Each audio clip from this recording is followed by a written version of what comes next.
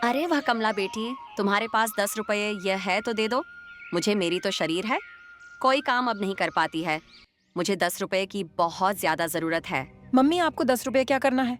रोज का रोज आपको 10 रुपए चाहिए? कहाँ से इतना सारा पैसा आएगा? एक तो आपका बेटा जो सुरेश है वह काम करने जाता है या नहीं? जो भी करता हूँ सो मैं ही करता हूँ घर के अंदर। तुम कैसी बहू हो, ऐसे नहीं बोला करते हैं। मैं तो सोचा कि तुम तो बहुत अच्छी होगी, इसलिए मैं अपने बेटे के साथ तुम्हारी शादी करवा दी, और आज तुम ऐसे मुझे ही बोल रही हो। अरे अम्मा, जाने दो क्या हो गया। इसके पास पैसा नहीं होगा तो नहीं दे रही है। यह तो सही बोल रही है कि डेली का डेली रुपया कहाँ से आएगा। यह तो बेचारी अपनी बहुत ज्यादा परेशान हो जाती है। सुरेश, तुम भी इसी की तरफ से बोल रहे हो? अच्छा है, धीरे धीरे तुम लोग रंग अपनी बदल रहे हो। मेरी थोड़ी सी शरीर क्या गिर गई, तुम लोग तो मेरा साथ ही नहीं दे रहे हो। कमल, तुम्हारे पास है तो रुपया दे दो, नहीं तो यह दिन रात झपते रहेगी। गांव के अंदर भी जाएगी तो हल्ला कर देगी सब लोगों को। मेरे पास रुपया नहीं है, मैं नहीं दूंगा।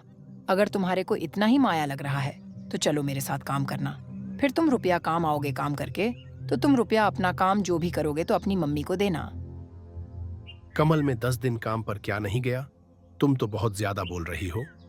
ठीक है सुरेश, मेरे पास रुपए नहीं है, मैं नहीं दूंगा। एक बार बोल दिया, अब मैं चलता हूँ काम पर, मुझे लेट हो रहा है। एक कायजा रूल्स है कि मैं काम करता हूँ और तुम घर के अंदर बैठकर खाते हो।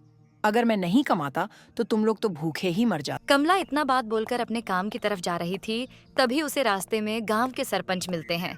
गांव के सरपंच जी कमल से कहते हैं, अरे वह कमल, कहाँ पर जा रही हो? इतना तेजी से, आज तो बहुत ज्यादा तो टेंशन में लग रही हो। सरपंच जी, बस कुछ नहीं हुआ है। घर के परेशानी से बहुत ज्यादा मैं तंग आ गई हूँ। मुझे कभी कभी तो लगता है कि अपनी जान दे दो, लेकिन मैं सोचता हूँ कि बहुत मुश्किल से तो इंसान के अंदर जन्म मिलता है। अगर अपनी यह भी जीवन गवा दिया तो क्या फायदा? इंसान में जन्म लेने का भगवान ने जब जन्म दिया है तो सुख दुख आदमी को आता ही रहता है। मुझे लगता है कि मेरी किस्मत ही फटी हुई है। अरे कमल, ऐसे नहीं बोला करते हैं। इसमें किस्मत की कोई दोस्त नहीं है। भगवान तो सिर्फ कहते हैं बस तुम कम करो और फल की चिंता मत करो। एक दिन तुम्हें जरूर अपनी कर्म की फल मिलेगी। मुझे कभी कभी लगते हैं कि भगवान नहीं होता है सरपम जी। मैं तो इतना अच्छा कर्म भी करता हूँ और मेहनत भी करता हूँ, फिर भी मेरे जिंदगी में बहुत ज्यादा दुख है। अगर सचमुच में भगवान होते हैं तो इतना दुख थोड़ी ना देते। हमेशा बुराई की ही जीत होती है अभी की टाइम में। देखो कमल, तुम्हारी बात तो सही है, लेकिन अगर तुम कोई भी काम सच्चे मन से और दिल से करोगे तो भगवान एक न एक दिन जरूर सुनते हैं। भगवान होते हैं लेकिन दिखते नहीं हैं।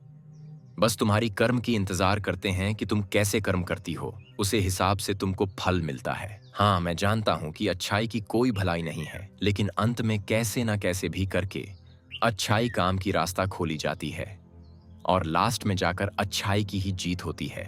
सरपंच जी, अब आप ही बताइए ना, मेरी मनपसंद की काम नहीं मिल पाती है और मैं इतना ज्यादा अच्छा काम भी करता हूँ। आज तक मैं किसी के भी बुराई नहीं किया हूँ और नहीं तो बुरा सोचता हूँ। आप ही बताइए कि अब मैं क्या काम करूँ? क्यों मुझे कुछ ज्यादा रुपया मिले मुझे? देखो कमला बहन, मैं तुमको एक काम बताती हूँ। अपनी जो गांव के जंगल है, अब उसके अंदर तो बहुत ज्यादा जानवर भी नहीं रहते हैं। उसे जंगल बहुत अच्छे से हो गई है। तुम उसे जंगल से लकड़ियाँ काट कर तो बाजार में ले जाकर बेचोगे तो बहुत अच्छी दाम में बिक जाएगी। ठीक है सरपंच जी, मैं जहाँ पर काम किया हूँ उनके पास जाता हूँ। आज तो कुछ रुपया लेकर आऊंगा, क्योंकि मैं काम करके उनके पास ही रुपया छोड़ दिया हूँ। अब मैं चलता हूँ, मुझे बहुत ज्यादा लेट हो गई है। कमल सरपंच जी से बात करके सीधा अपने मालिक के पास सोचते सोचते जा रहे थे।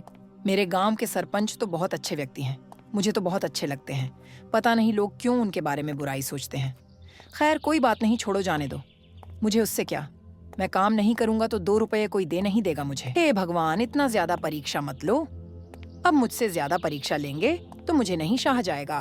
कमला सोचते सोचते अपनी मालिक के घर पर चले जाते हैं। कमला सीधा अपने मालिक के रूम के अंदर चले जाती है। जैसे जाती है तो रुक्मणी मिलती है। रुक्मणी कहती है कमला से, तुम कौन हो और डायरेक्ट ही घर के अंदर बिना पूछे कैसे आ गई हो? तुम्हें यहाँ अंदर आने के लिए किसने बोला है? मैं हूँ मालकिनी कमल, जो कि मैं आपके खेतों में और घर के अंदर काम करता हूँ। मालिक नहीं है क्या?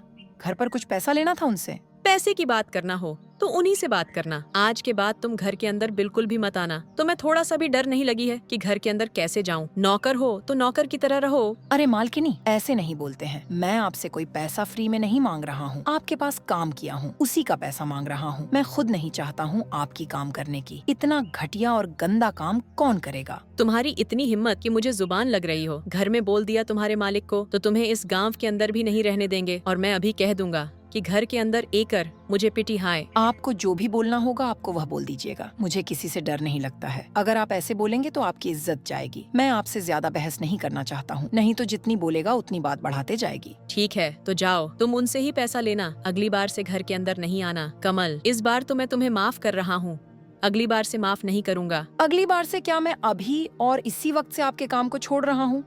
मुझे आपके काम में कोई इंटरेस्ट नहीं है कि आपकी काम करूंगा। मैं तो जा रहा था कि आप लोग का मुझे कम से निकले, और आज निकली थी है तो मैं जितना काम किया उसकी पैसा दे दीजिए। मैं चलता हूँ।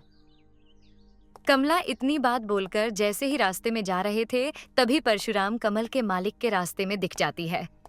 परशुराम कमला से कहता है, अरे कमल, तुम आज इतनी समय जा रही हो, तबीयत ठीक नहीं है क्या तुम्हारी? नहीं मालिक, मुझे आपके पास काम नहीं करना है। अब मैं कुछ पैसे के लिए आपके पास आया था। जो भी मैं काम किया हूँ आपके पास इतना पैसा मुझे दे दीजिए। हिसाब करके आप मालकिन ने मुझे बहुत ज्यादा बोल रही थी। एक तो मैं आपके पास इतनी मेहनत से काम करता हूँ, ऊपर से आपके घर की डांट भी सुनो। अब मुझसे उतना नहीं हो पाएगा। क्या हुआ है कमल? ऐसे क्या हो गया तुम्हारे साथ? कौन तुम्हें बोला है? और रुक्मणी की बात, तुम लोग तो कुछ नहीं कर पाओगे अपनी जिंदगी में। उसकी बात एक कान से सुनो और दूसरी कान से निकाल दो। नहीं मालिक, मैं एक बार बोल दिया। अब मुझे काम ही नहीं करनी है। मैं कहीं और पर काम देख चुकी हूँ और आपसे भी ज्यादा पैसा देते हैं। वह लोग कल से यूएन के पास काम करूंगा। आप मुझे पैसा दे दीजिए। ठीक है, जो अगर तुम रुक्मणी की बात के दिल पर ले रही हो तो मैं तुम्हें पैसा नहीं दूंगा। तुम्हें जहाँ पर काम करना है और जो भी करना होगा तुम्हें कर लेना। तुम बहुत ज्यादा बोल रही हो। ये मत बोलो कि तुम्हारे घर मेरे घर से चलती है, और तुम्हें बहुत ज्यादा मैं मानता हूँ। अगर मेरे पास काम नहीं करोगी तो कोई बात नहीं, कल को मुझे भी दूसरा कोई और मिल जाएगा, लेकिन मैं तुम्हें पैसा नहीं दूंगा। ठीक है मालिक, अगर आपको पैसा नहीं देना है तो कोई बात नहीं, मैं पुलिस में कंप्लेंट करूंगा। अब मेरे पास इतना टाइम नहीं है कि मैं आप लोगों से मुंह लगाता रहूं। कमला किसी से भी नहीं डरती थी। उसे सब कोई को मुंह पर जवाब दे देती थी। कमल बहुत सीधे दिल के इंसान थे, इसीलिए इसकी जिंदगी में बहुत ज्यादा दुख से सामना करना पड़ती थी। कमला अपने मालिक से बात करके घर पर चले जा रही थी। परशुराम अपनी पत्नी रुक्मणी के पास में जाता है और रुक्मणी से परशुराम कहता है, अरे रुक्मणी, तुमने कमल को कुछ बोली हो क्या? वह तो बहुत ज्यादा बोल रही थी मुझे। अगर कोई घर के अंदर आ जाए तो मैं उसे बोलूंगा, नहीं तो छोड़ दूंगा। क्या अगर वह काम करती है और उसे पैसा लेना है तो बाहर से ही मांगनी चाहिए, ना कि डायरेक्ट घर के अंदर चले आएगी। रुक्मणी, जो आदमी से लगाव हो जाता है ना, और नहीं देखी है कि घर के अंदर या बाहर अगर काम करने वाले इंसान सच्चे दिल से काम करती है और तुम मुझसे बहुत ज्यादा मानते हो तो चल आती है घर के अंदर, और उसे आने के लिए रोका भी नहीं जाता है। तुम्हारे पास पता नहीं दिमाग है कि नहीं? लेकिन मुझे क्या पता है तो कि वही कमल के बारे में आप हमेशा कहते हैं कि अच्छी है और अच्छे काम भी करती है। तो अपने पास क्या 100 को मजदूर है क्या कि मैं नहीं बोलूं? सचमुच में आज मुझे पता चलेगा तुम्हारे पास दिमाग नहीं है। और छोड़ो, जाने दो, वह तो कम, पर बोलिए कल से नहीं आऊंगा।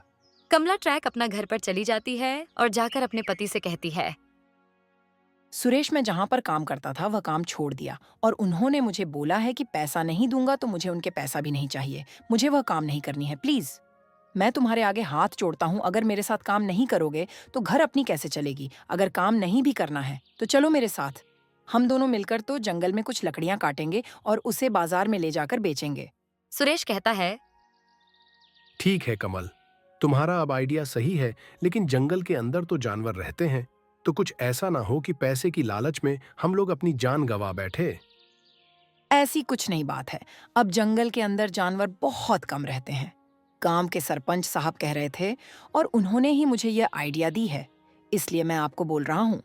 ठीक है तो चलो, आज से हम दोनों मिलकर लकड़ियां काटेंगे। कमला, मेरी बात मानो तो एक काम करो, आज तुम जाओ और अकेला कुछ लकड़ियां काट के देखो, फिर मैं तुम्हारे साथ कल से चलूंगा। ठीक है, आपकी जैसी मर्जी हो जाना है तो चलिए, नहीं तो मैं तो जा रहा हूँ। कमला एक कुल्हाड़ी लेकर हाथ में अकेला जंगल की तरफ चले जा रहे थे। जंगल से कुछ लड़कियां काट कर लौटते समय कमल को रात हो जाती है। सुरेश इधर घर के अंदर अकेला बहुत ज्यादा परेशान था। सुरेश की मम्मी कहती हैं सुरेश से, अरे तुम कैसे बैठे हो? तुम्हें तो चुल्लू भर पानी में डूबकर मर जानी चाहिए। इतना रात हो गया, अभी तक तुम्हारी पत्नी नहीं आई। उसके साथ में भी तो जानी चाहिए तुमको। अरे माँ, तुम क्यों टेंशन ले रही हो? कमल चली आएगी घर पर। जैसे कहती है तभी कमल घर पर चलाती है। कमला सुरेश से कहती है, लकड़ियां की बिजनेस बहुत ही अच्छी है। आज मेरी कमाई हुई है 1000। कल से हम दोनों साथ में मिलकर अगर लकड़ियां काट कर अलग अलग गांव के अंदर बेचेंगे तो बहुत अच्छी दाम में बिक जाएगी।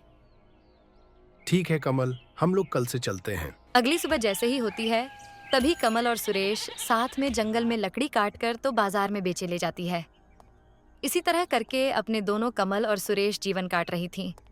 अगर आपको मेरी कहानी अच्छी लगी हो तो इस वीडियो को एक लाइक जरूर से करके जाएं और ऐसे ही कहानी देखने के लिए इस चैनल को सब्सक्राइब भी करके रख लें।